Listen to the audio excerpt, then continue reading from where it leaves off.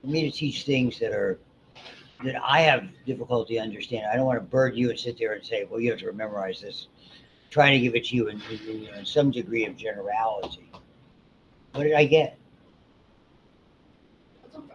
Yeah, no. It's very, you're toying with my emotions.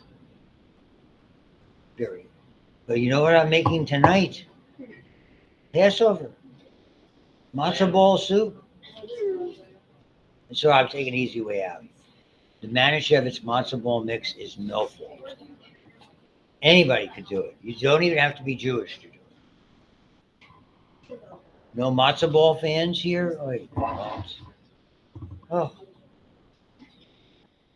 matzo ball is perfection. I'm having trouble here. All right, so much for you guys. The words and the words of the great Seinfeld episode. No soup for you. Moving on. So let's begin. Right, hear me talking about to myself again. This is the part. So these are the different. Remember, we talked about. We basically addressed filtration. We addressed what happened at the juxtaglomerular apparatus. We addressed for the umpteenth time the whole renin, angiotensin, aldosterone. That's all important stuff that you certainly would have to know about for the final. I sent you guys the final study guide. I tried to send out a lot of study guides. Got that taken care of. If you haven't, anybody still hasn't taken the window is closing. I got yours handled. But I actually opened the window. I went from, I thought 426 was odd. I pushed it to 6. If somebody's still struggling, most of you got it, and most of you did great. Don't worry about it. Unfortunately, the doing great part is the unfortunate. I did not do well. You didn't do well. I did well. Okay, well, I'm sorry, but you'll be fine coming out of this. I have a great deal of optimism. So I think you gave me somebody else's grade for it says micro lab midterm. Yeah. No, I did. It's supposed to. It should have said. Oh, anatomy. Anatomy lab midterm. Physiology lab. I did it for everybody. Everybody got.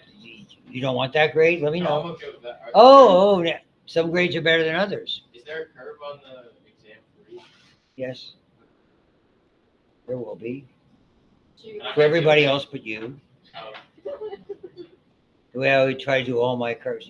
We usually pick out somebody. Okay, since you're here giving me a hard time, it's going to be you. Where's the softball queen go? She's doing my exam now, isn't she? Yeah, because I wonder, because I was going to remind her she hadn't had it done. Okay, the queen of underhand will have to. I couldn't hit that pitch on my. The Pirates probably couldn't hit her pitch. They can't seem to hit anybody's pitch. The only time they hit a ball is when Skeens is pitching. Then they get hit. My wife is just so frustrated. She goes, "What's wrong with them?" I said, "It's very simple. They can't hit. It's not rocket science. Nobody in the lineup strikes fear." Okay, tubular reabsorption. So these are the things. Tubular reabsorption. Most of the vast majority of this is done in the proximal convoluted tubule. Most of the work the kidney has to do is done there. Very, very much so. Very selective organic nutrients that might pass, which are utilizable. Water and ion reabsorption, and it's both an active and a passive process. It's going to do one or two things. Through the cell, when we talk about, or in between the clefts between there. So, and in this case, the urine's a little bit different than we're talking about digestive. We have so much acidity and alkalinity and potential toxins, much less so here. Here we're dealing with effectively a filtrate of the bloodstream. Okay, so it's a little bit different. So the paracellular route can be involved. So they're pointing out to you just basically, here we are, proximal convoluted tubule. We're going to reabsorb a large amount of it. Solutes, transcellular tolutes enter apically, travel, exit through the base, enter the blood through the endothelial lining of the peritubular capillary. Pretty standard stuff. Paracellular is limited by tight junctions, but there's certain leaky portions proximally located. So water, calcium, magnesium, you don't have to know these by name or anything like this, potassium, even some sodium in this area. That's the vast majority of the electrolytes you're going to find anyway. And they're just showing you the difference. So again, the fluid itself is not something that's problematic in and of itself. It's not it's effectively neutral, pH wise, the nature of the chemical constituents and components that are there. And they just take you through that, which is fine. Sodium transport, by far and away the most abundant, and sodium is always going to be our most abundant cation, much more so than potassium, dramatically so. Sodium, 125 to 145, potassium, 2.5 to 5. So you have a dramatic number in the number of actual ions that are available. So this is where they utilize primary active transport to move the sodium, okay? And sodium, potassium pump sodium into the interspace. Sodium is then swept in by bulk flow into the peritubular capillaries. So we're using a lot of pumping mechanism. So when it entered, they're pointing this out here, across that membrane in the tubule cell is via primary active. So they're using active transport. Sodium enters apically with secondary active transport by facilitated diffusion. So you're actively pumping at the base results in a gradient within that cell. So we're actively doing it at the base, and then at the apex, we create this interesting gradient through the duration of the cell, and it facilitates what they told you, so it's like indirectly facilitated diffusion. That's an interesting. Potassium leaks out of the cell in the interstitial fluid, leaving a net negative charge inside the cell. So again, it's kind of like that chemiosmotic deal, where you're dealing with relative abundance of sodium in the filtrate, relatively little because of the active transporting out inside the cell, and moreover, because potassium is moving, now we're beginning to see that positive on the outside, negative on the inside. Not very efficient mechanism. Sodium reabsorption provides energy and means for reabsorbing almost every other substance. And so a lot of this is secondary active transport. The classic definition. We use the sodium as the primary means. Everything else is coming along for the party. Okay? Gives the push needed for transport. Organic nutrients, glucose, amino acid, ions, some, vitamins, many. The glucose is the big, and we went over this in diabetes. These are when they talk about those glucose transporters. The fact that we've talked about the transport, this is where that whole thing that I make a big deal out of in diabetes, that Tmax. You only have so many of these transporters that are secondary active transporters. When they're occupied, glucose is not going to get pulled back in, and we're supposed to reclaim it all. And the longer they're occupied, the less efficient they become. And so effectively, high blood glucose chronically makes blood glucose higher eventually, because it makes them less efficient. That means that we would, even in a diabetic, that's why, again, the emphasis point is why diabetologists, internists, family docs, when they see somebody who's up at 200, they go, if I can just get this guy or this gal under 150, I'll be happy. Because a lot of people have very labile hyperglycemia. Labile is like labile hypertension. It's a great word. It's so hard to control. What you don't want to be, or if you're going into a medical field, what you don't want to have is what we call a management problem. Management problems are just that. There's so many factors. They either have so many diseases, have so many things which make them unstable. No, I'm not talking about psychologically, but medically unstable. You do not want to be. I'm a management problem. When I was so sick, okay, I had things going on internally. I had multiple systems that were being impacted, on top of smoking like a chimney and eating anything. that was a complex carbohydrate or a simple fat. Think kind of like you're creaming butter to make cookies. That was my diet. Sugar and butter. A person could be happy with that. It's like what? So we got from the baby shower. She said, "Try these. These are really great butter cookies. Butter and sugar." It was very slippery. Just slid right down.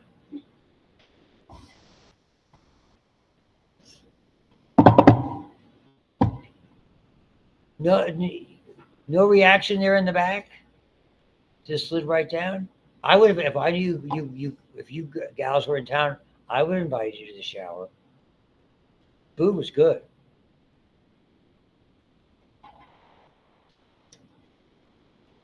Oh, here. You for some reason I always feel the need to show you guys things. Not in that sense.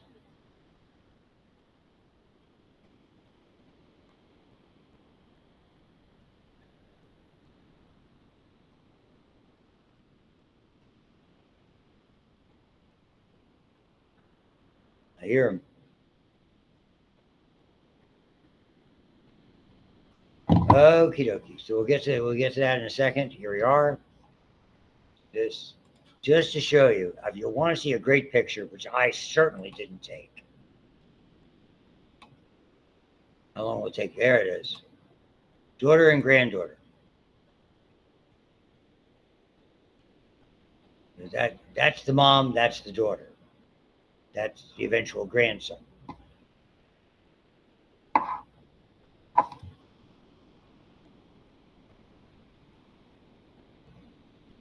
You know what that means? Everybody say, yeah.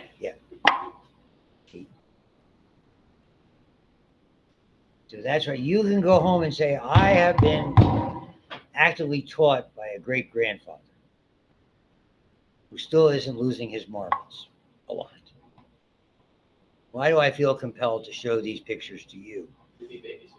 Well, yeah, tell me about it. We're all in on that. Look, when you have a single mom and you have the baby dad maybe not be 100% reliable, I'm being kind, okay? We're ready to volunteer. Hey, so many grandchildren or great grandchildren, so little time. You don't have any yet. Okay, so all of this is really, really very useful and very important. Movement of sodium, osmotic gradient, and you're familiar with those. And so here, because of that movement, water's coming along with it. Remember, where sodium goes, water is sure to follow. They're always there in the proximal convoluted tubule. The difference in what they call it facultative is they are not there, they're inserted. That's what antidiuretic hormone does. And indirectly, what aldosterone does. Antidiuretic hormone is an aquaporin. It basically just deals with aquaporin, strictly water movement. The aldosterone, as you remember, deals with sodium and water following in movement. But that's what happens principally in the distal convoluted tubule. So solute concentration increases, the water is reabsorbed, creates concentration. So as the water is being pulled back in, it recreates the gradient. That's there for their entry into the tubular cell and the peritubular capillaries. Remember, this is the area in those cortical nephrons where it's really about the solutes. It's really about the sodium and the potassium and the glucose and the amino acids, all of those things, all the ions that are there. Fat-soluble substances, urea, follow the water into peritubular capillaries down their concentration gradients as well. Lipid-soluble drugs and environmental pollutants are reabsorbed even though it is not desirable. That's the pitfall. Okay, a lot of these things are here. It's like with medication. So, I mean, for instance, when they do a selective, like a urine test, like somebody's going to have a urine test where you have a job, you want to ensure that it's a drug-free environment, all that stuff. Oh, do be prepared for those, everybody. if you're not already. Opiates will stay, like marijuana, like I think, but not opiates stay in a little bit longer than amphetamines, like cocaine. That's why they test people always randomly. Like somebody goes in for a job, you have 24 hours to get this done.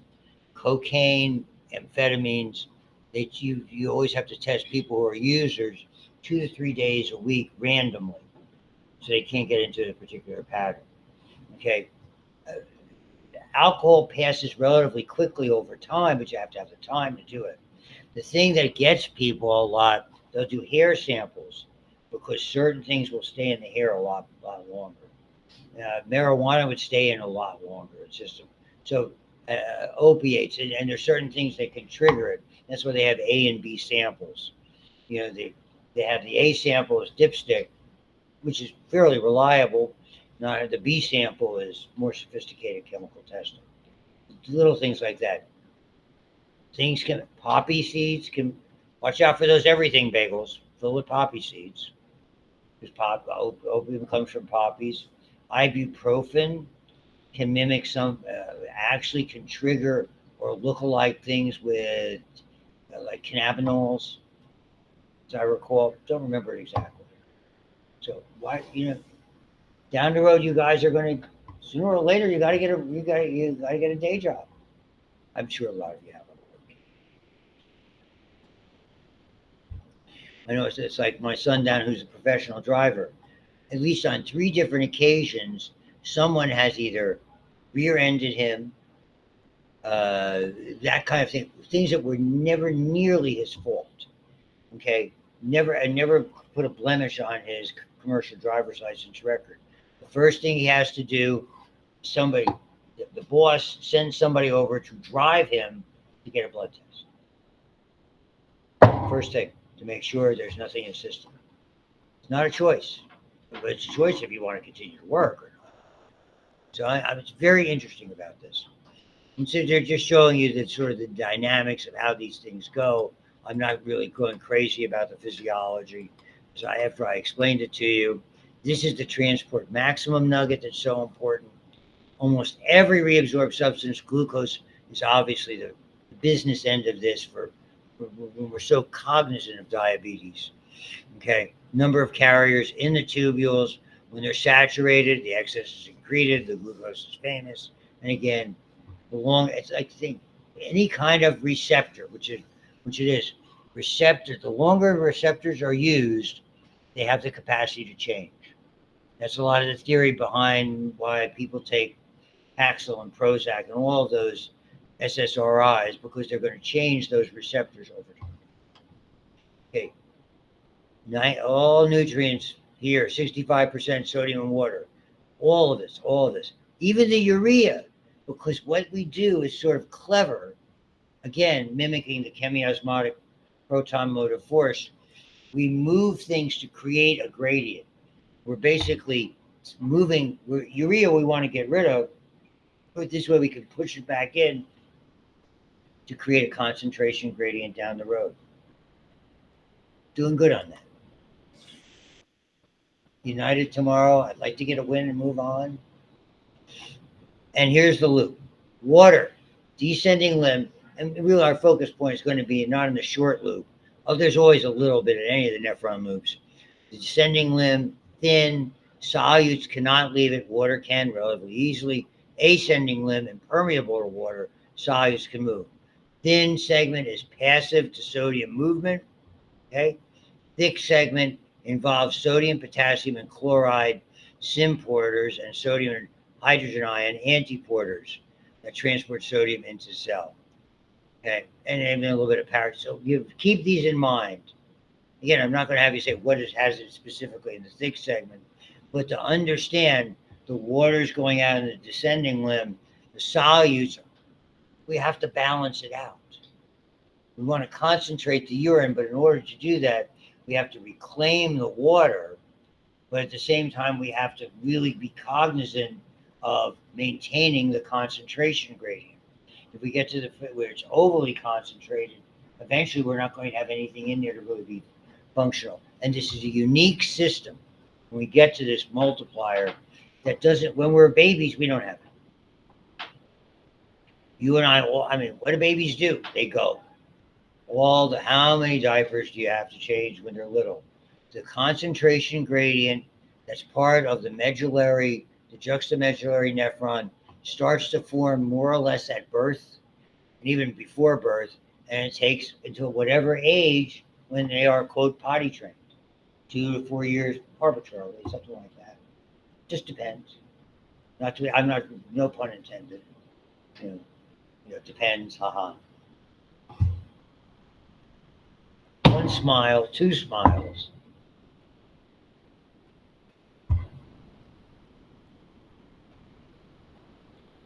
You say, well, Joe, can you drive? Whoever that astronaut lady was in like a love triangle. And she drove from like Houston to Cape Canaveral in Florida all at once. She's never stopped to go to the bathroom. How could she do that? Depends. It wasn't my joke. I stole it. Moving on. So, distal convoluted tubule, the ADH, posterior pituitary, principal cells of collecting ducts, aquaporin. So it's distal convoluted tubule and collecting ducts, water moves. Aldosterone, collecting ducts and distal convoluted tubule, except here, okay, promotes particular channels to be developed, okay, for sodium reabsorption. Water follows.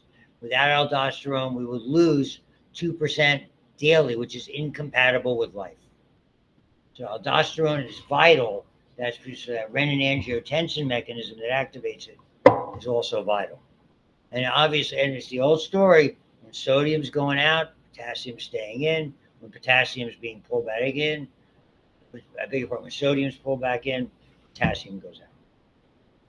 They typically, and that was always the big problem with diuretics. When we used them, unfortunately, you were able to reclaim fluid and sodium, but they lost potassium. And a lot of people had to do it, had cardiac problems.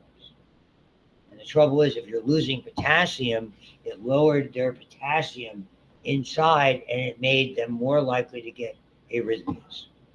That was the big problem. We used abundance of diuretics like Lasix orally. We've gotten away from that. That was the primary means of blood pressure control.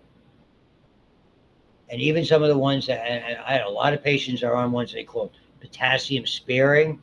They were designed to hold on better to the potassium, but still they weren't a panacea. That's when they started to switch to calcium channel blockers and ones that worked on the renin-angiotensin aldosterone system to modify it. We learned about atrial natriuretic peptide. It's just the opposite. We want to excrete the sodium, okay? Parathyroid hormone plays a role there with calcium reabsorption. We talked about that in bone and other areas. It's a neat little graphic that, it's hard for me to tell. Maybe your eyes are better than mine, or you can blow it up on your own computer screens and see what goes in and what comes out. It's interesting for that regard. And they just summarize all of that. So the tubular secretion, obviously reabsorption reverse, completely, it occurs almost entirely, again, proximal convoluted tubule. The reason we look at it in the frame of the distal convoluted tubule is what little that there's, comparatively speaking, there's more secretion. It's like finalizing the urine than there necessarily is reabsorption in the distal. Most of the work's done by the proximal. Selected, and that's a good way to describe it, selected substances from peritubular capillaries through the cells into it. Potassium, again, because sodium's moving the other direction. Sufficient to make sure the acidity is at the appropriate level. Ammonium, because ammonia is so toxic. Little bits of creatinine, which you're going to see. Organic acids and bases. Substances synthesized in tubule cells are also secreted, such as bicarbonate. So this is your being able to manage pH efficiently. So such as drugs or metabolites that are bound to plasma proteins, Undesirable substances, again, nitrogenous waste materials, urea and uric acid, excess potassium by way of aldosterone, and then, as I was telling you, the H plus and the H2O. It's a good thing. Same illustration. This to me is the hard part for understanding. And I just want to give you a general idea of what's going on without trying to explain to you something for me sitting here and reading this to you. When every time I understand it a little better, I said this to the MCAT folks, every time I teach it, I still don't understand it that well. Just inherently hard.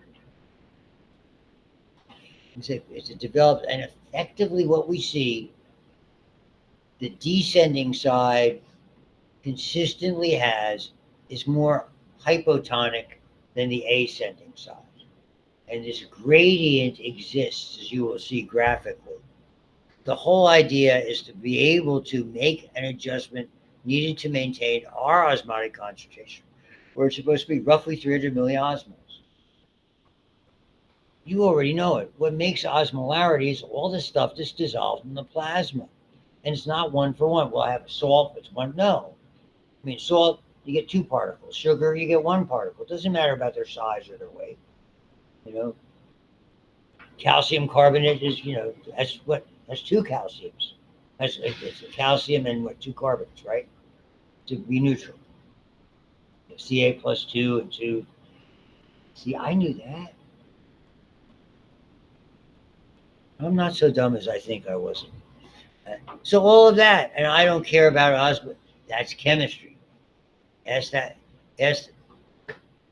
MacGyver in his office.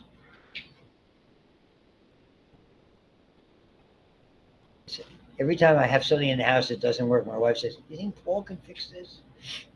So, I'll try. He probably can. It's like he and Gary, they're a team. I told you guys, my wife and Gary's mom are like, did you know that? No, they're in the same church group. So Gary's mom and my wife, they talk all the time. It's like that network of girlfriends that talk most days.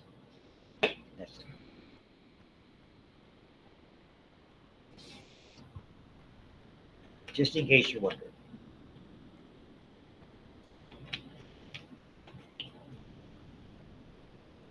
She's lovely. Becky.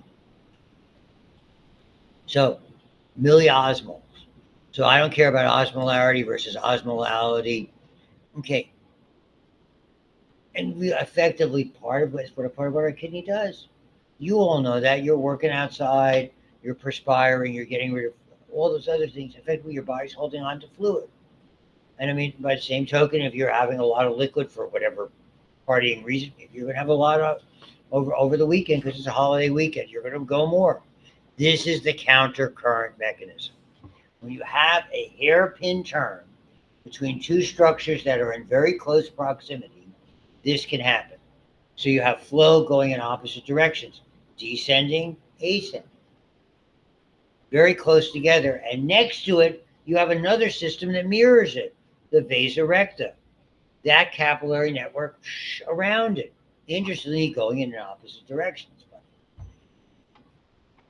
So these are 2 mechanisms. One's the multiplier, that's concentrating your urine, and the exchanger, which allows the blood flow in the vasa recta to absorb the appropriate amount of electrolytes and water to make sure that it maintains the gradient. So the exchanger, the countercurrent multiplier, forms the gradient. The exchanger maintains it. And how much we use it, again, is a function of how well hydrated, how poorly hydrated. So salt doesn't play as great a role, but it's the type of thing. If you're French fries, I don't know about you, French fries remind me. My kids we used to go to McDonald's for fries. You know what they did? They put like salt, and then just open salt packets and just dip them in salt. They were kids. You know what my daughter did? I told you this. Wendy's, her Frosty. That sounded good. Hmm. Yeah. Oh, yeah. Yeah. You notice her figure. She doesn't do that much. She was making some kind of a cocktail. Did I tell you? She had some kind of Tito's vodka, some kind of rum, and that was like a coconut rum, pineapple juice. I don't know what it was. I didn't indulge. She was at her house. You're always having a party. Okay. Establish and maintain the medullary osmotic gradient. The gradient runs from the top of where the cortical and the medulla meet. It's about 300, what we are. Even some areas hypotonic, as you will see. And as you get to the tip, to that base of the apex of the period, 4 times as much. So the multiplier creates it, the exchanger preserves it, the collecting ducts utilize it as they need it. So this is the numbers. By the time you're still around 300 in the cortical area, and over time, effectively, think of it this way, the salts and solutes have been pushed progressively down in this area and have accumulated there by design to form, and that's really what allows, by allowing our urine to concentrate, it's allowed what toddlers to eventually be able to be potty trained in that regard. So you can see it here. This is what they mean by the hairpin turn. Okay. So you're looking at this. The urine is flowing, the filtrate rather, is flowing this way and becoming urine as it's reabsorbed, water going out here into surrounding, and then here, eventually that filtrate, by this time, effectively it's urine and out. Where here you can see the vasa recta draped over it from the arterial side to the venous side, and effectively they're pulling materials out. The vasa recta preserve the gradient, and they act as exchangers, as you will see. So here you can see how it occurs. So it involves the nephron loop filtrate flow opposite directions, permeabilities, permeable to water on the thin side, not so much on the thick side, active transport to pull it out of the thick side because it's too thick. They're not in direct contact, but are close enough. That's meant by that hairpin turn. They're close enough to have influence. The ascending limb, permeable to water, and interestingly, as it develops from probably prenatally in infancy, it really starts on this. That's why you do it this way. It starts on the ascending limb side. First, we've got to move the solutes out. So it's impermeable to water and selectively permeable solutes. So sodium and chloride are actively reabsorbed in the thick segment. Some passively are reabsorbed in the thin segment. Okay. The descending limb, water, freely permeable, impermeable to solutes. Okay. Water passes out, remaining filtrate all the way to 1200. The more sodium chloride, and this is what I mean, the more sodium chloride in the ascending limb actively transports out of there, out of the filtrate into the interstitial fluid, the more the water diffuses out on the descending side. The more the water that diffuses out, the descending limb, as it breaks its way up to the top, it becomes saltier because water's been pulled out. And just rinse and repeat, rinse and repeat. The ascending limb then uses the saltier to further raise it. So that's kind of how it started, innocently enough. Salt came out, water balanced it out. Well, that made it more salty. Salt comes out until finally, effectively, an equilibrium. Maybe the easiest way I can try it. So the constant difference of about 200 milliosmoles always exists between the two limbs and between the ascending limb and the interstitial fluid. And it just gets bigger and bigger. And they'll show you, I'll get to where you see it a little bit better here. So as we're getting, water's being pulled out 400 to 200, from 600 to 400, all the way down here, 700, this would be 900. And see, as you get to the sort of the apex, or nadir would be a better word for that, bottom of the loop, we're all the way down to the innermost medulla. Love that.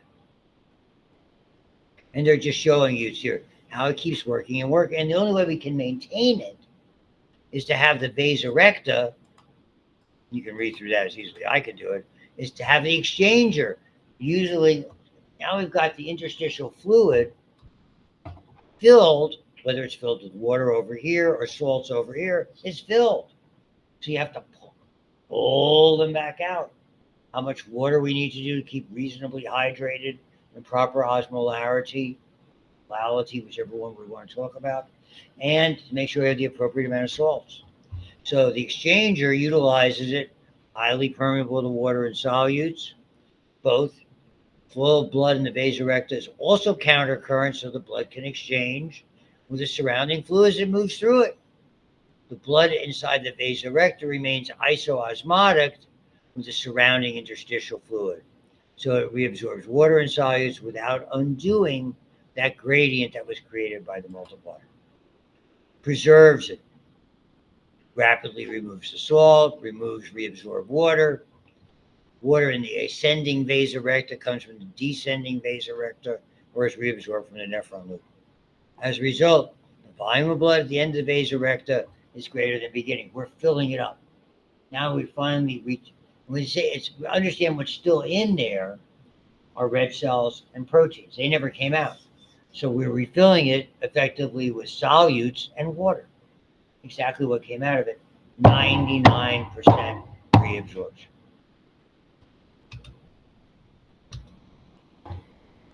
Now we can use this without the gradient. We wouldn't be able to raise the urine concentration above normal. So overhydration, what happens? We begin to make adjustment. Antidiuretic hormone production decreases. Okay, so when you're overly hydrated, that urine that you're excreting becomes more dilute. You probably have noticed it yourselves. As I'm suggesting, we all study it. Okay, but whether it's the color is, let's say, a little less amber than usual. These people who I used to hear people say, "Oh, I want my urine to be clear." They just drink water all day. Okay, that's what floats your boat. Go for it. So I mean, you can dilute it quite a bit by hydration or the absence of it. You can change it. Okay, and so severe, we're reabsorbing a tremendous amount, and it just depends on what you're going to do. So other things that work with the gradient, urea plays a role in it, enters the filtrate in the ascending thin limb of the nephron by facilitated diffusion. Okay, cortical reabsorbs water, leaving the urea behind. Okay, so there's different things. So urea then moves back into the ascending thin limb, contributes to the high osmolality of the material. So urea plays a role without going into all the necessary steps. And this is just about done. All of these things. So why, when you're this weekend, maybe some of you are going to have, a cocktail or two, maybe an alcoholic beverage.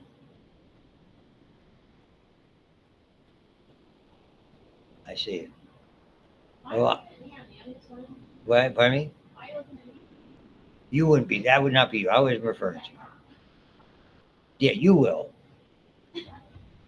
You're in training. I'm training. No. Oh. I gotta give us an off day every week. Oh, yeah. Not for you to get polluted. The rule says 24 hours of working, 48 hours, or 24 hours for practice, 48 hours. There's a window. And you're going to use that window. You're damn straight. I'm going to use that window.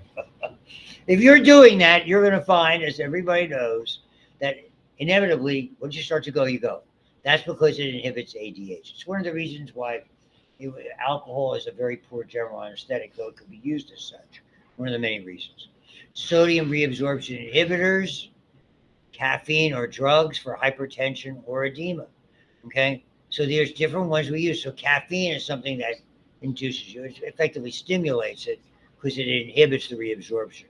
The loop diuretics, they're harsh. These are osmotic diuretics, and this is the whole diabetes thing. High blood glucose pulls it along. And so, without going crazy, I'll have some notes about urinalysis and the weights afterwards. My voice is about dead. Okay. let me see if I can get it. Okay, yeah, real quick about urinalysis. Examined, we've talked about before, renal function is about nitrogenous waste. So it's so important. We can guesstimate how well it is doing. Okay, is how. Right? That's Danielle. She likes to dress like that. She's cool. Is understand that we can test it by looking at blood tests and estimate the effectiveness of it. But this is one of the things we look at so we can determine how effective it is, all the types. So we have to look at blood and urinalysis to really get a good idea. So when we talk about determining the whole idea of glomerular filtration rate, we estimate it from your blood tests, but whether or not we're having, is it disease, and we can follow the disease. And so effectively, I commented on it before on Monday, they use this plant polysaccharide, 24-hour urine. They know it's neither reabsorbed nor secreted. So whatever you've taken in 24 hours is going out. So if you're clearing, okay, not enough, if you're clearing 0, it's reabsorbed. There's no net. So what you want to do, if C equals 125, there's no net reabsorption or secretion. That points out to having a normal amount of glomerular filtration. If you're putting out more, okay, and this is the way we can measure things. So when someone has chronic renal disease, it's under 60 million, and we estimate that, as I said. Filtrate formation decreases, nitrogenous waste accumulate, we get more acidity, and again, this is part of all of the bad factors that accompany diabetes and high blood pressure. And then if it's under 15, now when you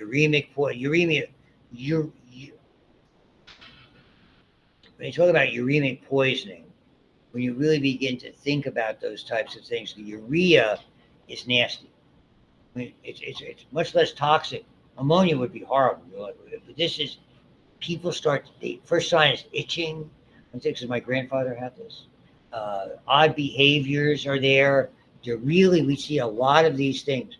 Mental changes, but fatigue. And what we saw with him was really unusual behavior and the itching more than anything else. And then by that time, his dialysis, he wasn't a candidate. See you later. Have fun. Have a great break. If I do not see you, I'll be running around here tomorrow. I got a lot.